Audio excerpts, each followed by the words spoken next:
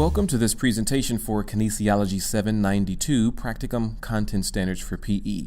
And although there are two parts of this course, an A and a B, in general the portfolio expectations remain the same. And so the purpose of this presentation is to provide you with guidelines and directions in the development and the format of your content standards portfolio. After reviewing several different portfolios in the past, there are some common and consistent errors that occur, and so my hope in developing this presentation is that you will follow the directions I've set for you, you will use them consistently in all of your portfolios, and you will avoid some of those common mistakes.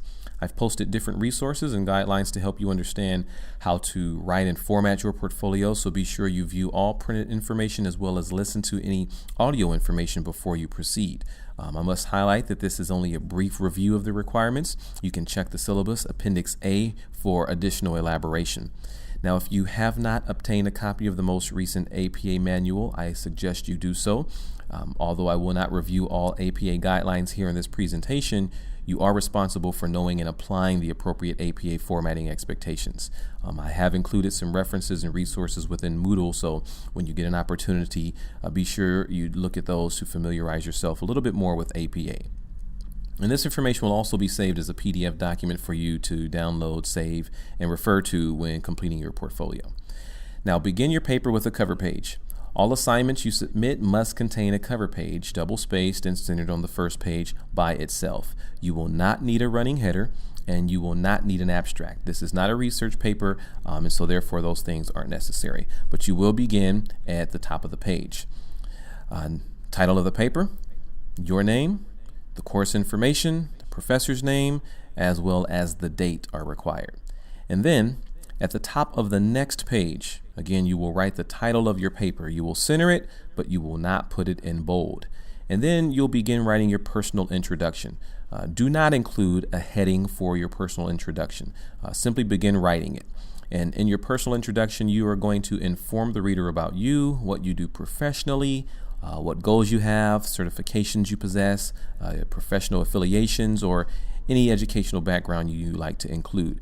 And you can include as much information as you want, but you're going to give the reader a good idea of just who you are. You can also include a picture in this section if you like. You are not graded for your introduction, but this is something that needs to be included in your portfolio. Also, keep in mind that your introduction will only be included in your first portfolio. There is no need to include this in additional portfolios. Now, the next section you'll include, which should begin on a new page, is your executive summary. So you will title this section either Standard Executive Summary or Coaching Executive Summary. And this should be centered and in bold print. You're going to follow this with a brief description of the standard or domain you're addressing. You're going to cite the standard or domain, and remember to include the reference citation on your reference page as well. Then you're going to explain the standard or domain in layman's terms. And this should be explained in a way that anyone, especially the non-PE teacher or non-coach, can understand what it means. Make it clear, make it easily understood. Do not assume the reader has any knowledge of terminology or content. Stay focused on the standard. Do not discuss what you intend to do to meet the standard, but you're going to explain the standard in depth and in layman's terms in no more than 1 to 2 paragraphs. The next, you're going to include the content standards artifact heading. Again, center, put it in the center of the page in bold type, and this is also going to begin on its own separate page. And in this section, you're going to focus on 3 major things. Number 1, why you selected the artifact. Why did you choose this artifact as opposed to something else? Don't simply state, I selected this artifact because it supports the standard. I want you to explain this. Number 2, how it, the artifact, demonstrates your mastery of the standard or domain.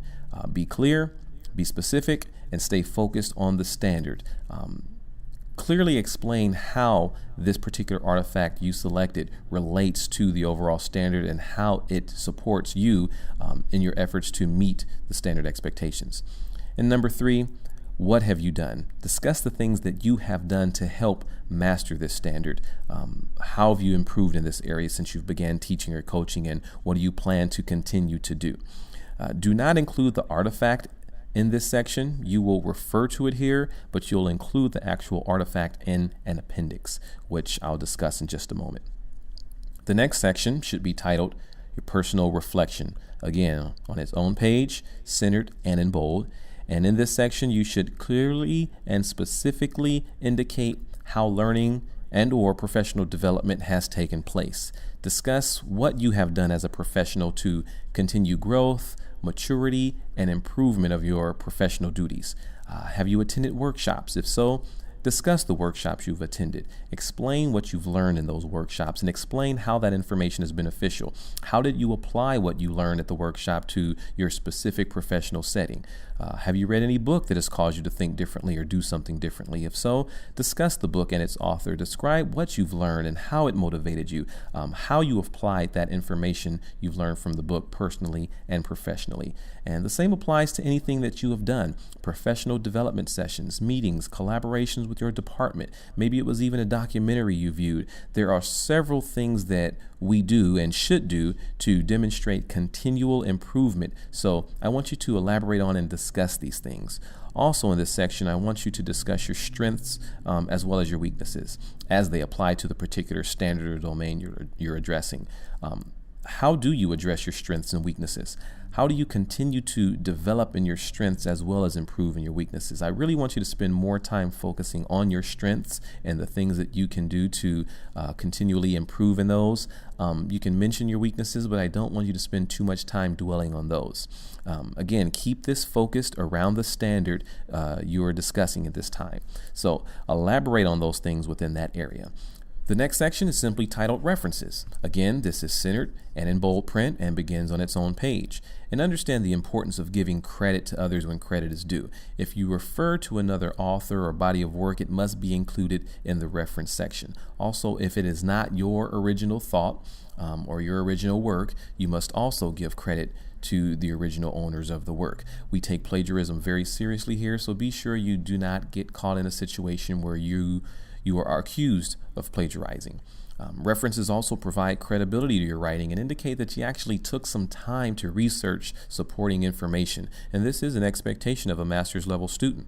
So check and follow APA formatting guidelines on how to properly format your references in text as well as in the reference page. And then your final section is your appendix, and you should have the titled appendix for each artifact you've referred to in your portfolio.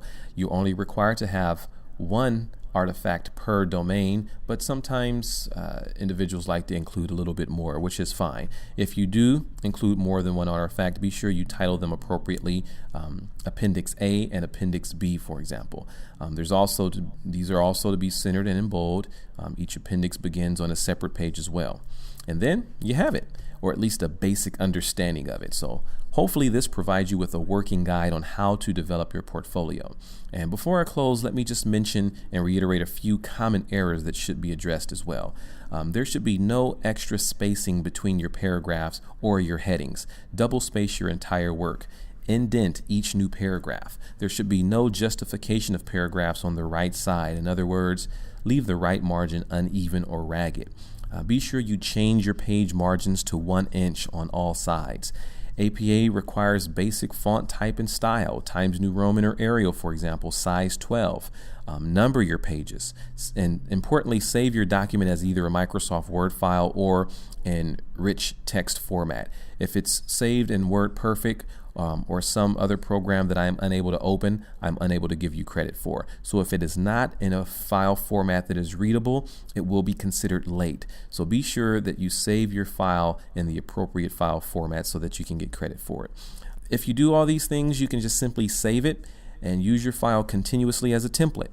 And this will prevent you from needing to make modifications over and over and over again.